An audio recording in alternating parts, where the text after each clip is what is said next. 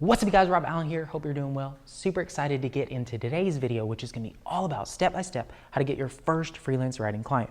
You know, one of the most common issues that freelance copywriters run into at the beginning of their career is this whole chicken versus the egg conundrum.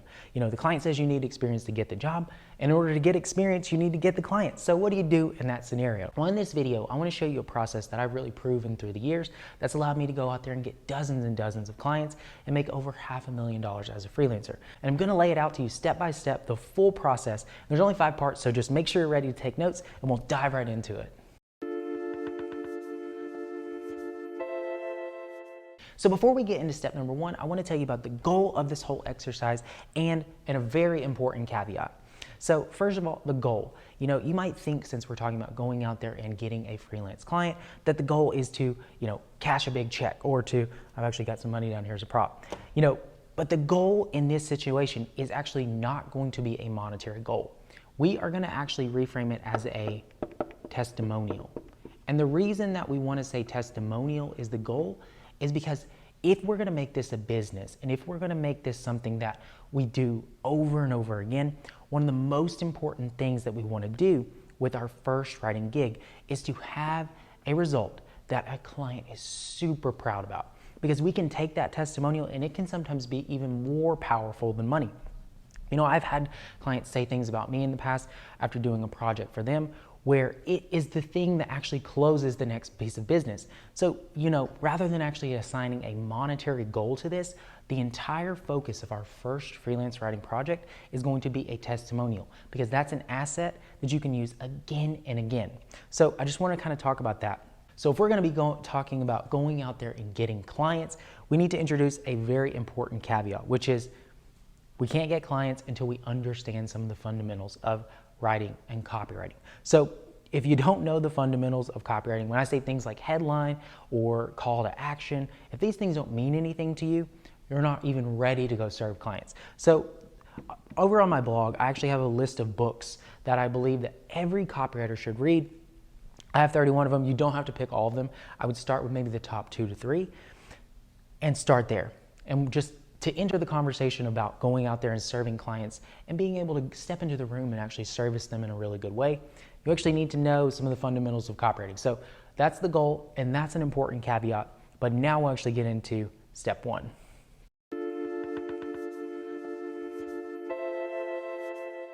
So step number 1 in the process of going out there and getting your first freelance client is to create your freelance superpower. You know, one of the coolest parts of actually being a freelance copywriter and being a freelancer in general is that you get to set the terms for your work. You get to define who you work with and what types of clients you have, and also what type of services that you offer.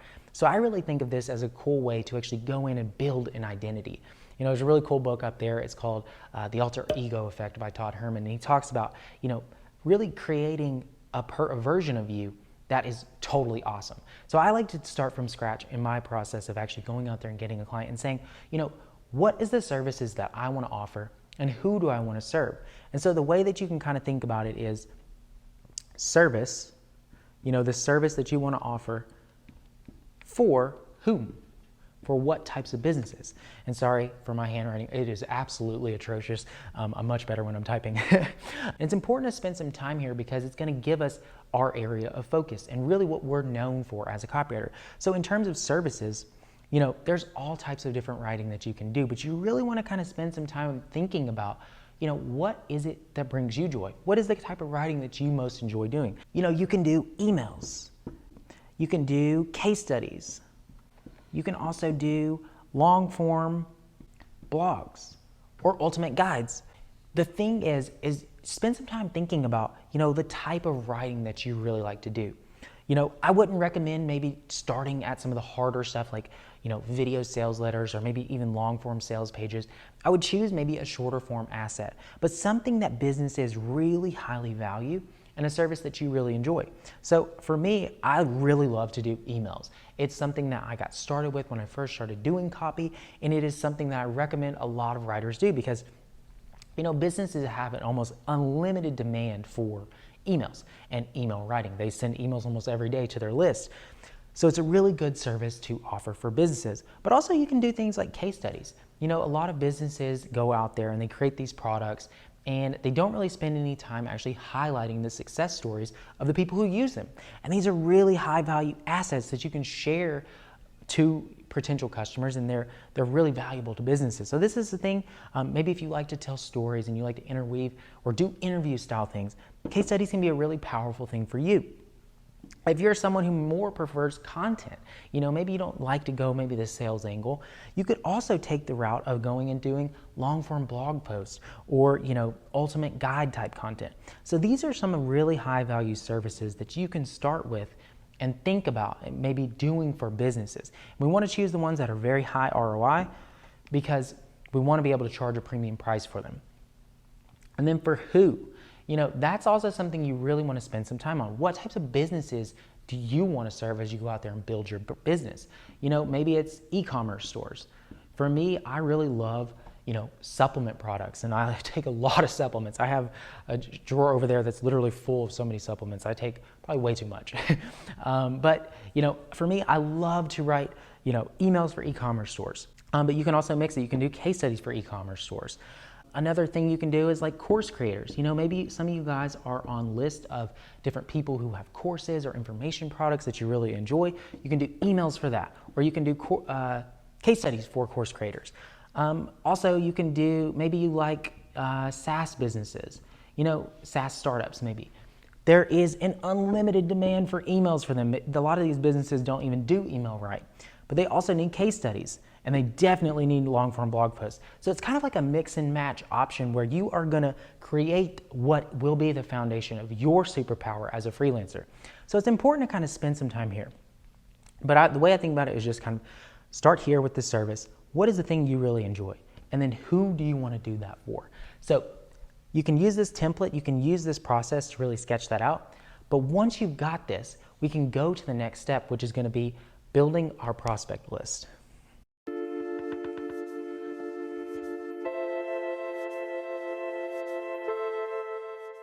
So step 2, build your prospect list.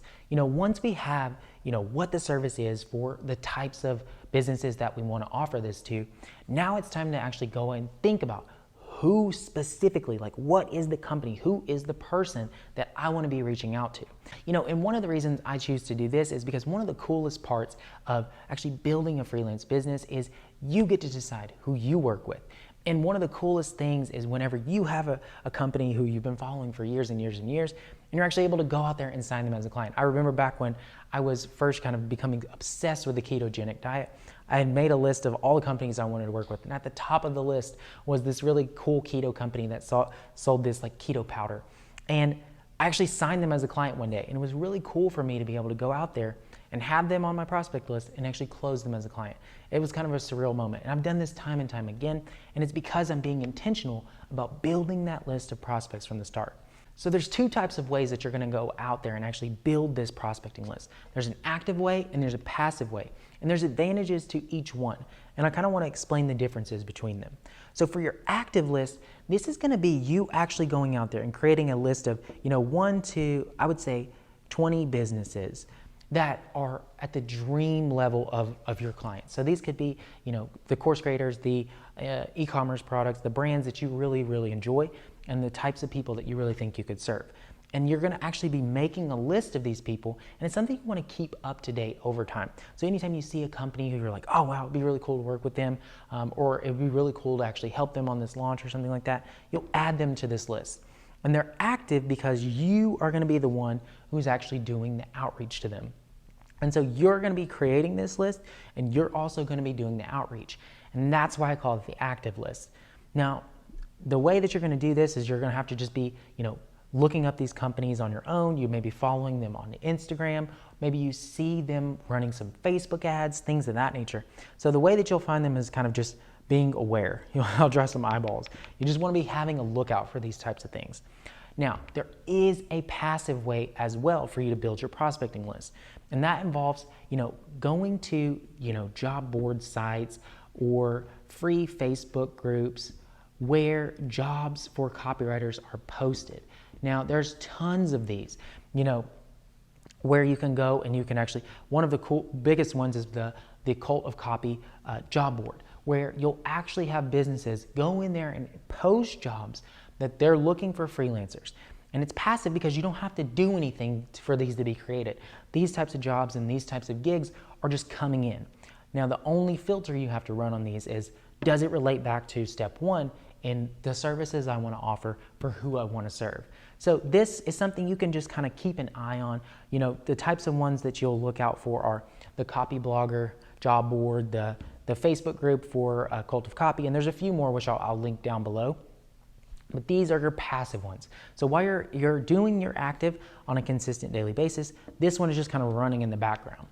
And really that's the foundation of how we're going to start to build this prospective list of all the types of dream businesses that we want to go out there and sign. So this is something that you'll just maintain and grow over time. And then it just becomes a matter of actually, you know, going and doing some outreach and actually getting in touch with these people. So that'll feed us right into step 3, which is going to be my 1-2 cold email punch for getting clients in as fast as 48 hours. So hang with me, we'll be right back.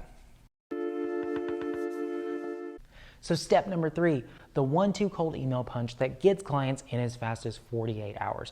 Now, I've had people actually put this to the test and they've been able to sign clients really fast just like that. Your mileage may vary, but this process is really something that you want to start to practice because it is something for you to be able to get on the radar of the businesses that you want to work with and actually then close them into deals. So we'll kind of explain what this process is and kind of how I've used it over the years because I love cold email. You know, I don't know about you guys, but like, you know, a bad cold email is something I hate to the end of the earth. Like I'll say it's spam and I never want that person to email me again. But something that's a cold email that comes into my inbox that perfectly addresses my problem and has a perfect solution. And it's like they just have read my mind. I'm like, yes, I want that. And so it's something I like personally. So it's a method I really love doing, but you must do it right because cold email done bad is, you might as well go into the garbage. So I'm going to explain what this process is, and it involves basically just 2 parts. And in part number 1, so this is your email number 1, this is what I like to say is my compliment. Now, a lot of people have different thoughts on cold emailing and, you know, the way that they go about doing cold email. They just want to get straight to the point. But for me, I'm all about playing the long game and actually building a relationship with people. So once I have my prospect list and I have those active and passive, you know, types of jobs, what I'm going to do is I'm going to start to get on the radar of these businesses by sending them a genuine compliment. Now, this could be something that you send via Twitter. If you're big on Twitter and you want to tweet at someone and say, hey, love this blog post, and you want to tag the person in marketing. Or if you want to send them an email directly, just to send them a genuine compliment. I have found that there is so much benefit to actually choosing to start things off with a relationship building email. You know, there's actually a lot of psychology baked into this. You know, if any of you guys have read Robert Cialdini's book, which is up on that shelf, he talks about reciprocity. And one of the best ways to kind of, you know, bypass the logical centers in a lot of people's brains and to make them more receptive to your messages is to compliment them. You know, give them something before asking for anything in exchange. So I like to make those deposits into our relationship bank account by sending those compliments. You can tag people on Twitter, say, hey, great blog post, or great email, love this one here. And you want to be tagging the people that work in marketing at these companies, or send them an email. And what I do is at the same time that I send that cold email, it typically involves me having to go to their website. You know, once you've identified those dream prospects, so you're going to probably enter your email address in. You're opting into their website. You are, you know, experiencing their daily emails and their daily cadence, and you're noticing things. And maybe the thing that you noticed right out of the gate was something you wanted to compliment, but you're taking note of ways that this business could improve. So one very common thing for a lot of copywriters who help businesses with email is you'll notice maybe they don't do a daily email. Maybe their welcome series, like when you join their email list, sends you one thing and then you never hear from them again. These are bad things. Businesses should be doing more. And you want to take note of that. And so that's where you're going to be taking note of these things along the way. So maybe this email goes out, this compliment goes out, you let 7 to 10 days go by, and you're collecting information. You're just getting really smart. You're feeding your knowledge of what this business is doing. You're probably getting their retargeting ads, maybe if you're seeing this type of stuff, and you're taking note of it. So you're noticing the elements of direct response or the elements of their business that could be improved through your writing. And that's when I come in with the next email, which I call the close email. Now, it's a really weird email, and that's why I say it's a cold email punch. That's super weird, but it can get clients super fast. Because what we're gonna do in this email is we're gonna say, hey, and a lot of times you can actually just follow up to this email, and you'll say, hey, I was taking a look at your website, and I noticed that there's an opportunity you can improve something, whatever you found. Email's missing, their content marketing sucks. Whatever it is, you wanna say that. I didn't want to overload you with a really, really long email, so I recorded a short video to show you what I found and how I think I could improve it. And you want to actually link them to either a Loom or a Droppler video where you actually outline, exactly what you found on their website. Maybe you show them that their email sequence didn't flow a couple days, and you want to tell them in very exhaustive detail exactly what you found. But more importantly, you want to say exactly how you can improve it. You want to outline, you got one welcome email, got nothing else. Maybe you'll send 3 to 4 more welcome emails addressing key objections and kind of helping them convert leads into customers. And you could probably dramatically improve the performance of their website. And there's so many things that you can actually find when you actually do this note taking, but you just want to include it in this email. And you say, hey, if you'd be interested in exploring this more, I don't know if this is a priority for you guys at the moment, but I'm a writer and I would love to help your business kind of do this. Would you like to get on a call next week and discuss this? And I found by starting with this compliment, coming in with this super weird video, because no one expects you to actually do a recording, a site audit, where you're showing them, all these errors and things that they're leaving money on the table.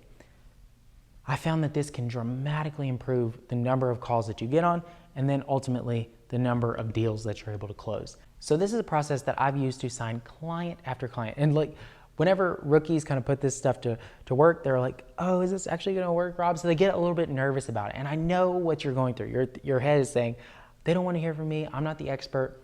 But by going the extra mile and actually doing these couple of core steps, you're going to dramatically improve the chances of you signing the businesses that you want to work with and doing the types of services that you want to do. So once we've done this process and we have actually gotten them to say yes, what comes next? And that's when we're actually going to get on the phone call with them. So I want to actually describe, how that phone call looks and what you want to say to really set yourself up for success. And that'll lead us right into step 4.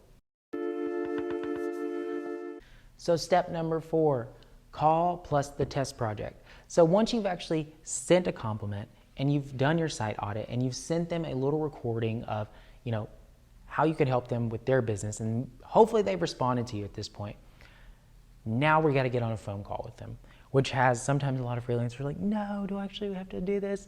And it doesn't have to be scary. It can actually be really fun if you do it the right way. So one of the things that I found is to go into these calls with a bit of structure.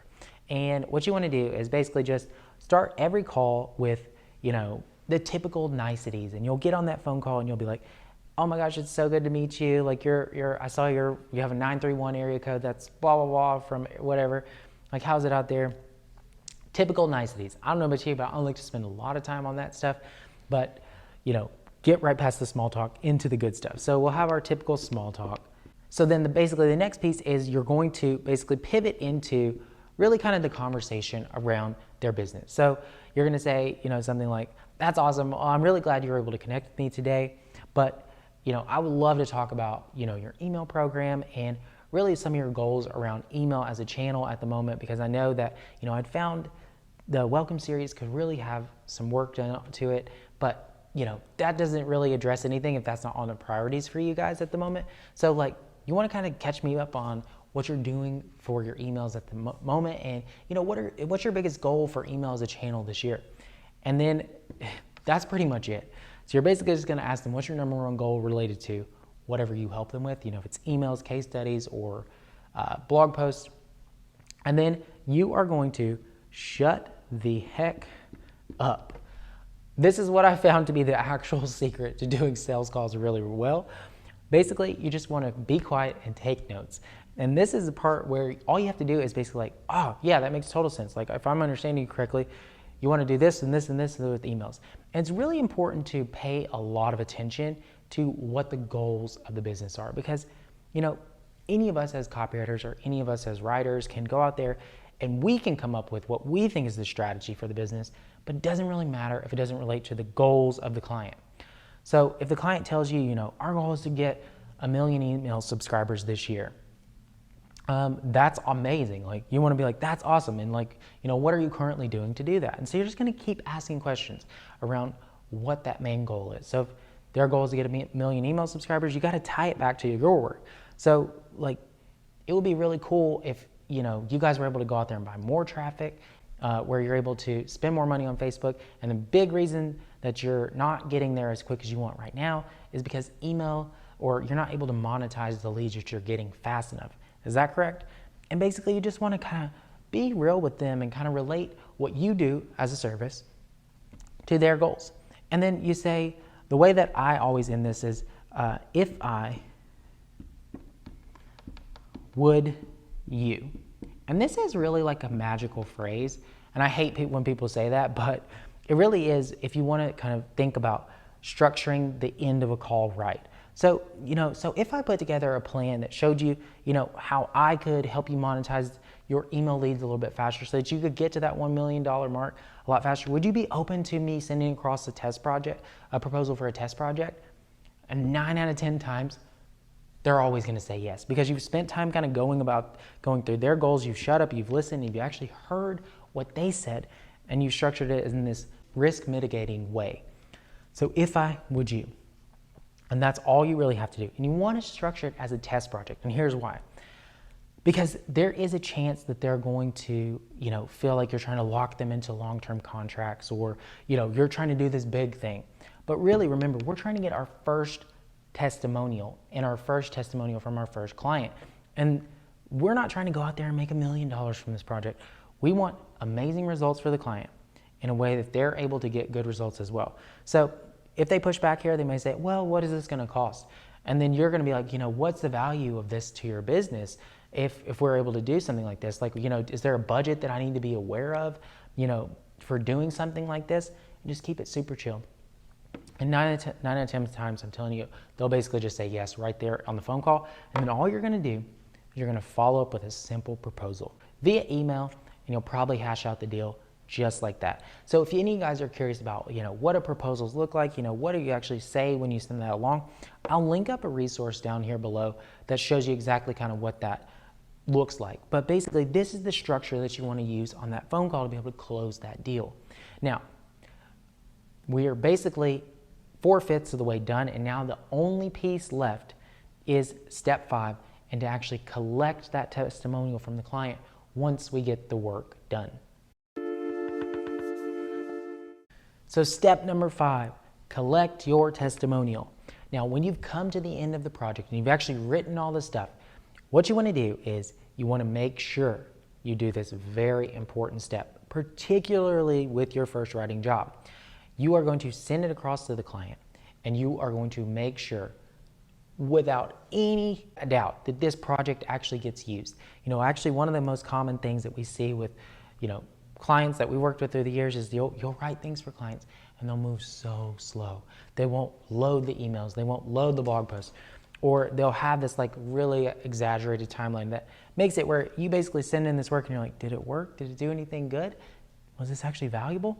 So you're gonna hustle your butt off to actually make sure that this work gets used. If it's an email, I want you to actually load the email.